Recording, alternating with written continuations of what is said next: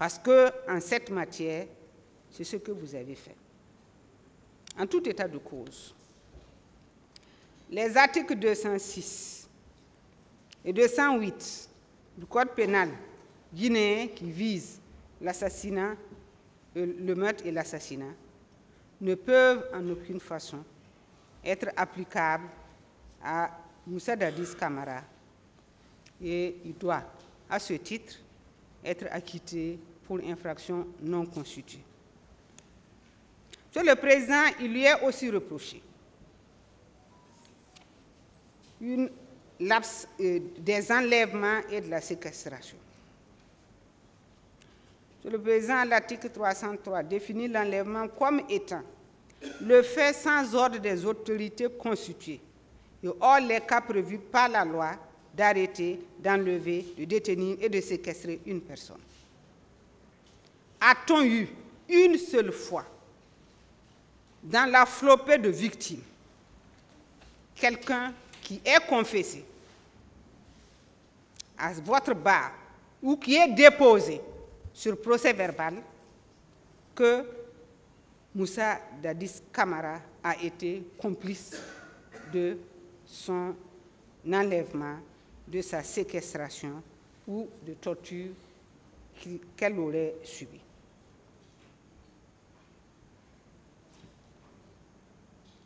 Le 28 septembre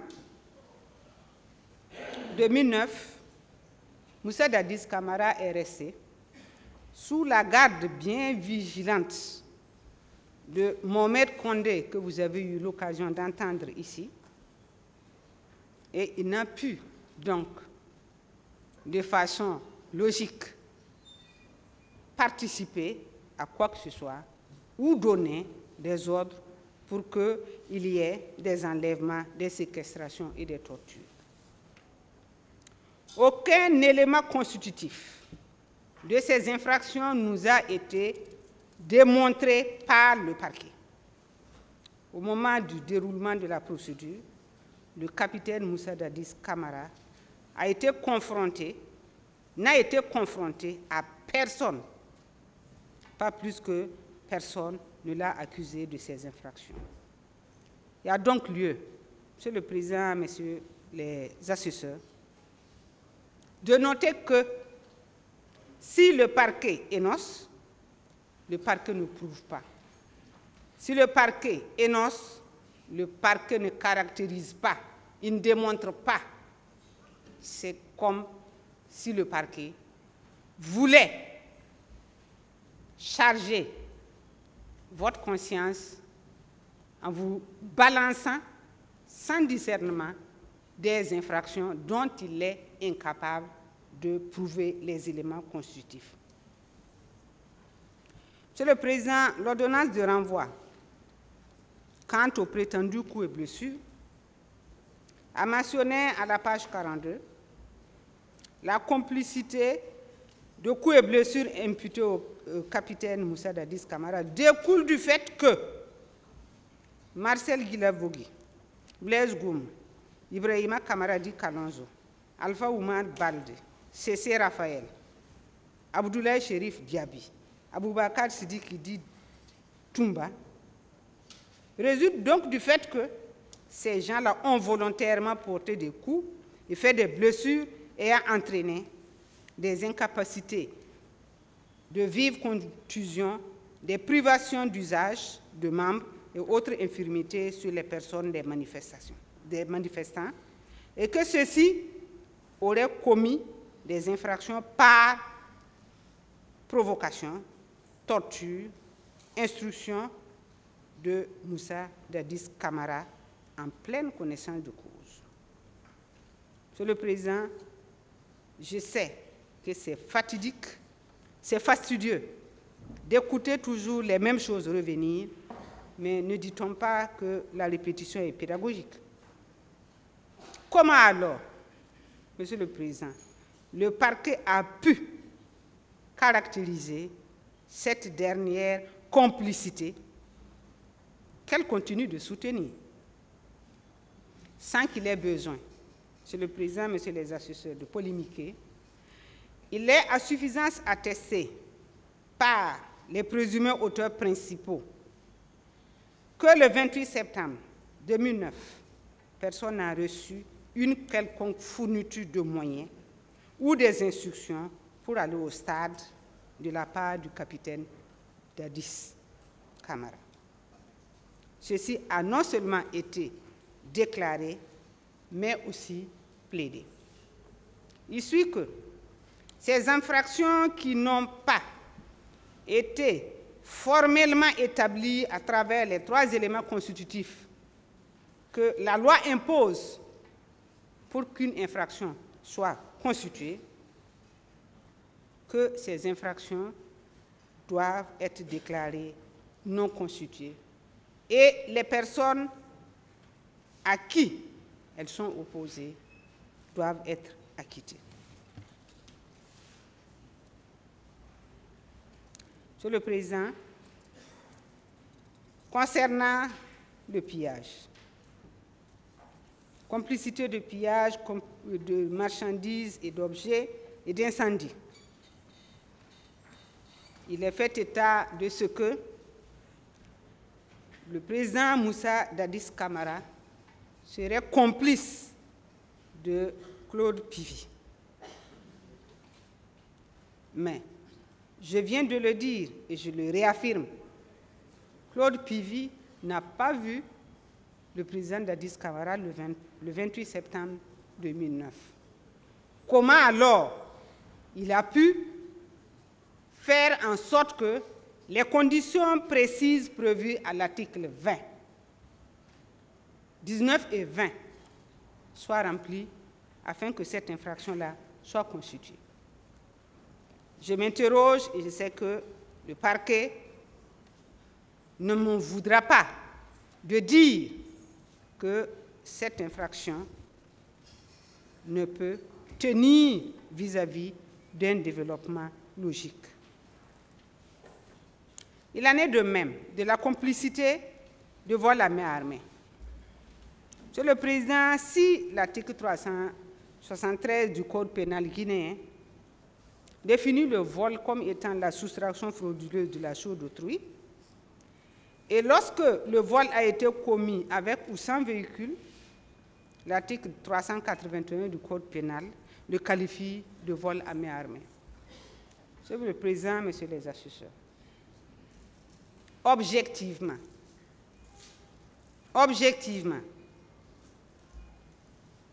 le président Dadis Camara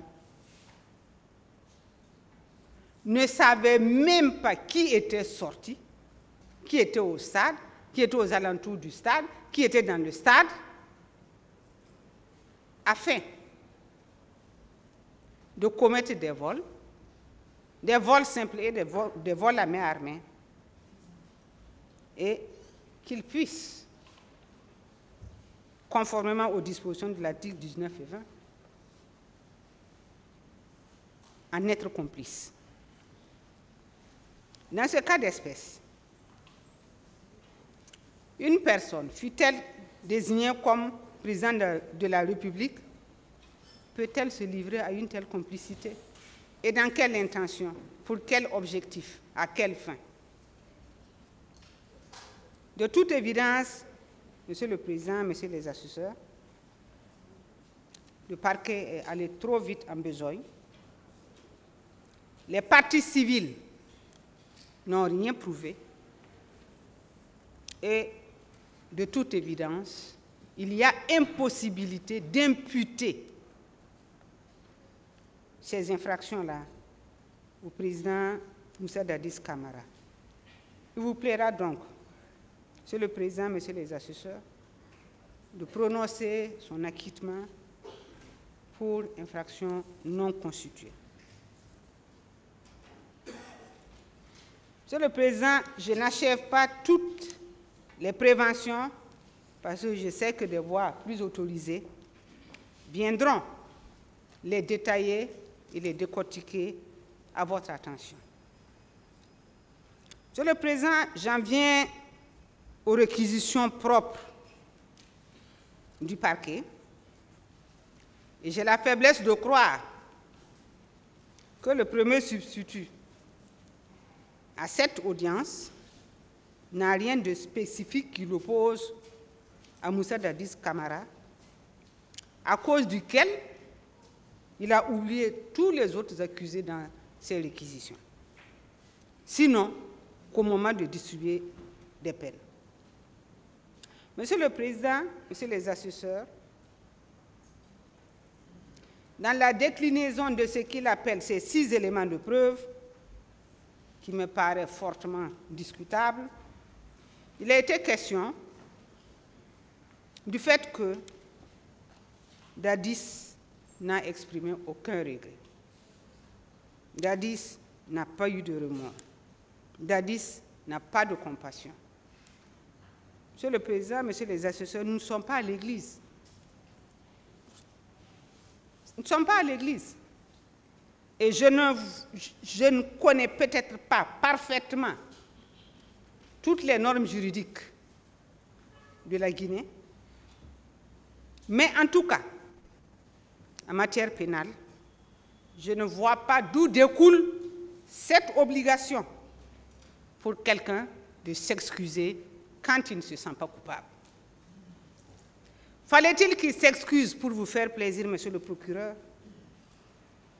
Vous êtes une partie au procès, comme lui.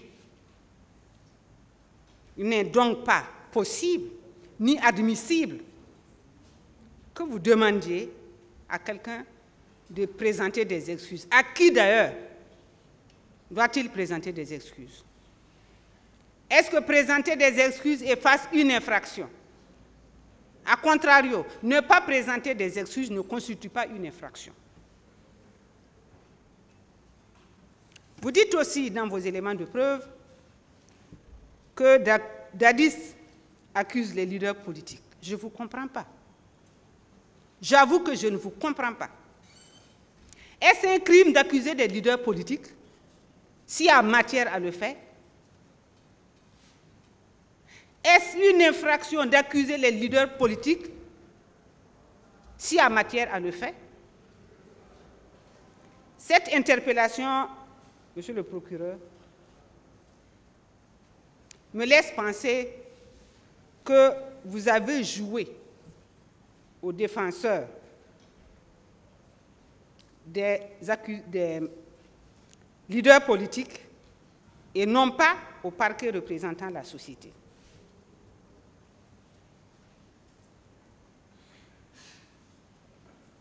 Dites-nous si cela est possible.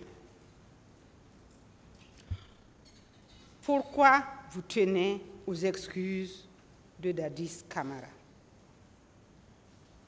Est-ce que vous l'avez déjà dépouillé de la présomption d'innocence qu'il a de par la force de la loi? Ou si c'est pour votre plaisir personnel, sur le substitut, je pense qu'il faut revoir votre copie. Dites-nous si à cette audience, où vous représentez la société guinéenne tout entière, à laquelle appartient d'ailleurs Dadis,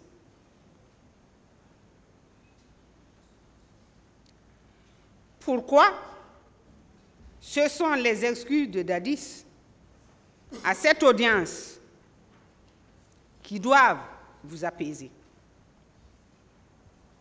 N'êtes-vous pas le représentant de tout le monde? N'agissez pas en termes de discrimination, parce que ceci est une vilaine expression. Dites-nous,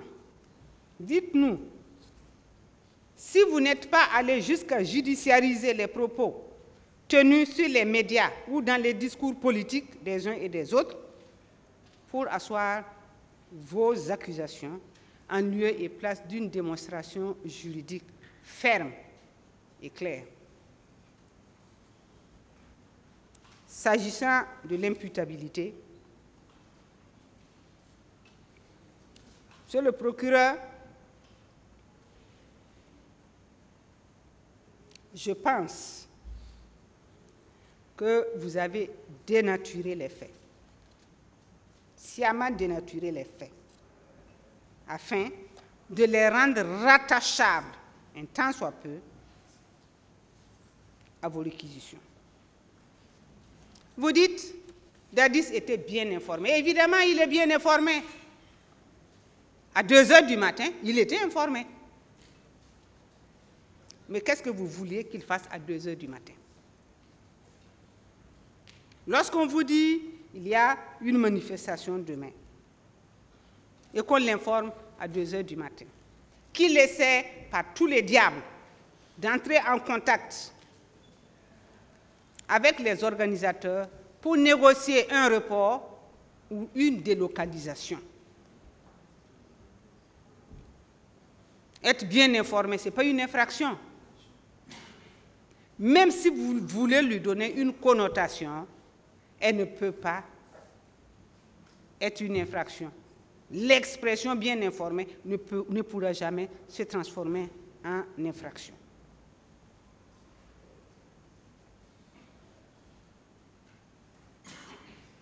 Vous dites, Dadis n'a rien fait. Que pouvait-il faire? Il a, je crois en toute transparence, et dès que cela a pu être nécessaire, ou du moins possible, mis en place une commission d'enquête nationale indépendante.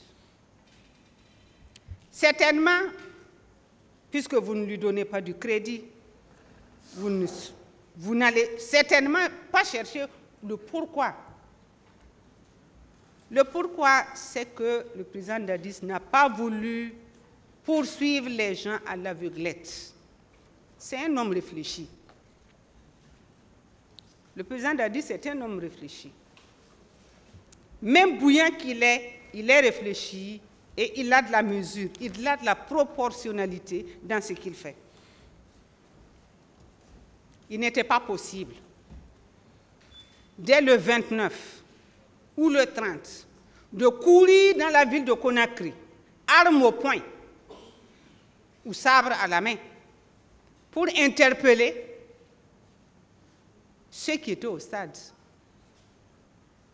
Ce serait un comportement improductif ou même contre-productif. C'est pour cela qu'il a voulu s'aménager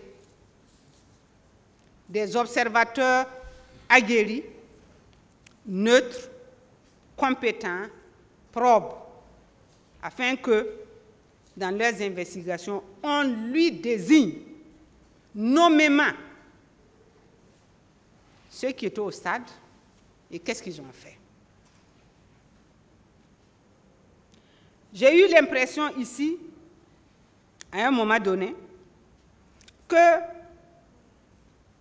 l'on voulait faire croire à l'opinion nationale que le président Dadis a choisi des personnes qu'il pouvait plus ou moins manipuler.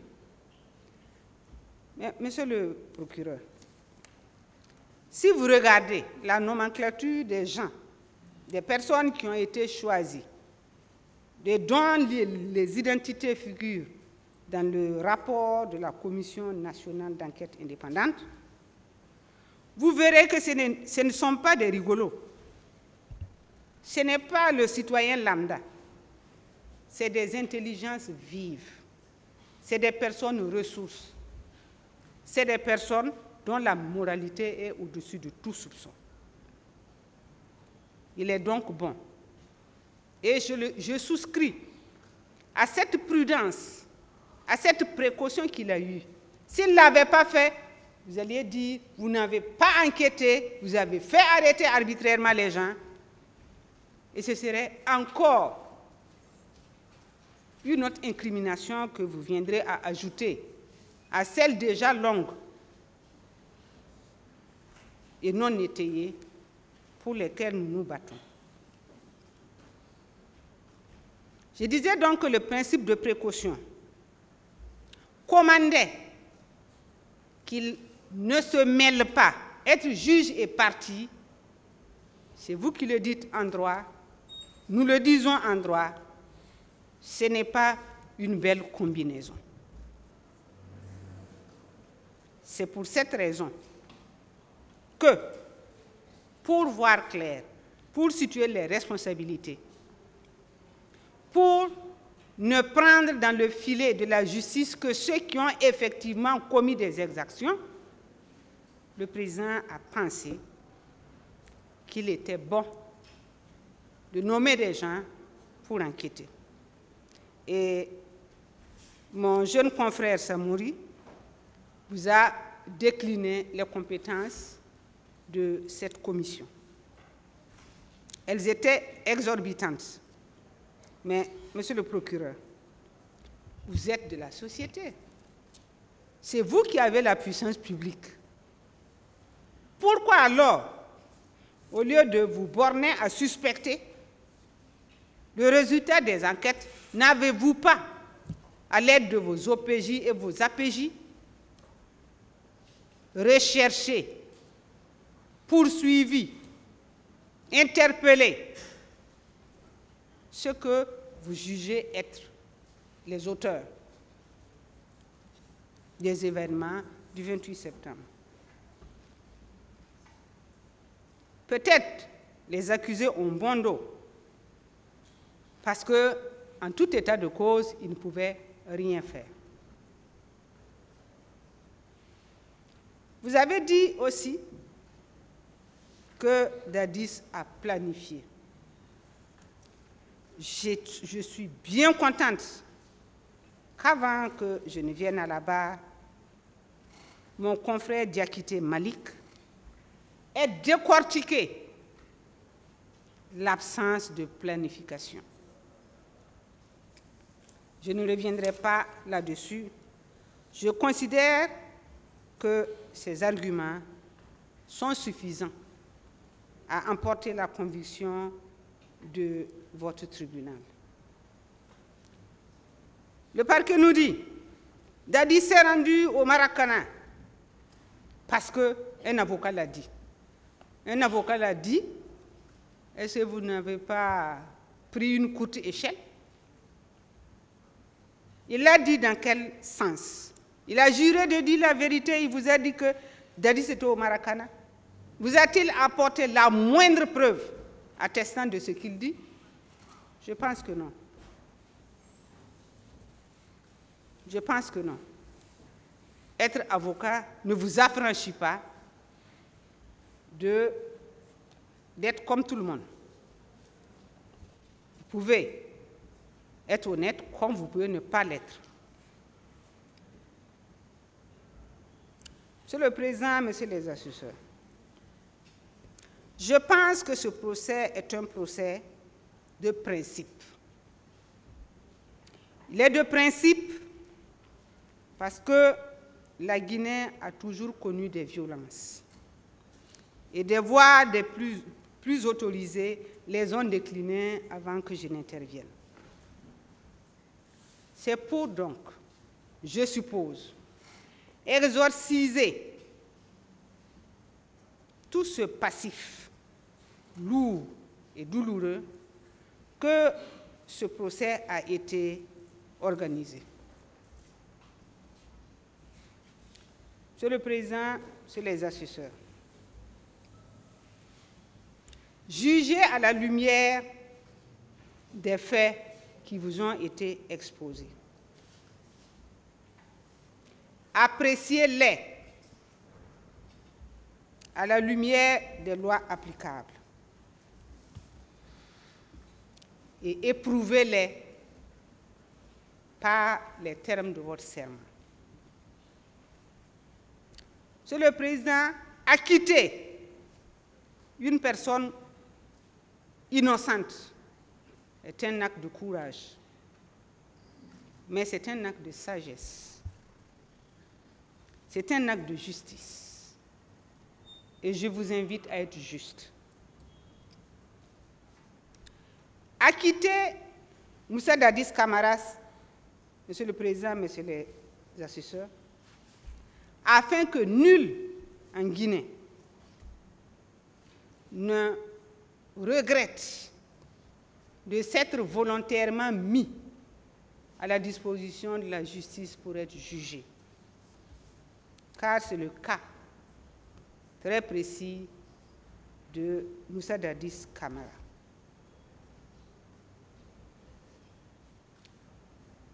Il n'était pas le seul à être visé dans l'ordonnance de renvoi, mais c'est le seul qui s'est présenté. Sekouba n'est pas là, alors qu'il est visé. Alors que vous avez même pris des actes spécifiques afin de le faire venir. Ne récompensez pas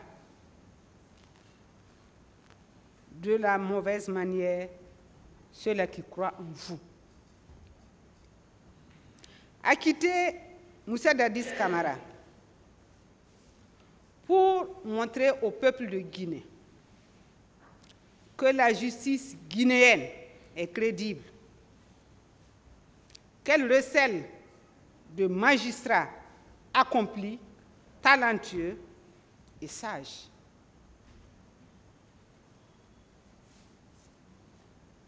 Acquittez Moussa Dadis Camara parce qu'il n'est coupable d'aucune des infractions qui ont été mises à sa charge.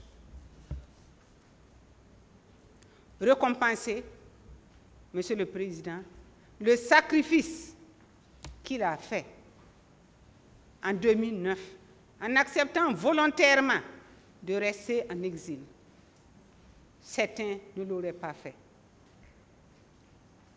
Monsieur le président Moussa Dadis Camara a un certain âge. Et vous le savez, puisque sur l'enquête d'identité, il vous a dit où il est né, quand est-ce qu'il est né, de qui il est né. C'est un père de famille. C'est un ancien président de la République. J'ai été étonné, Monsieur le Président, de voir que tout au long de cette procédure, il n'a manifesté aucune haine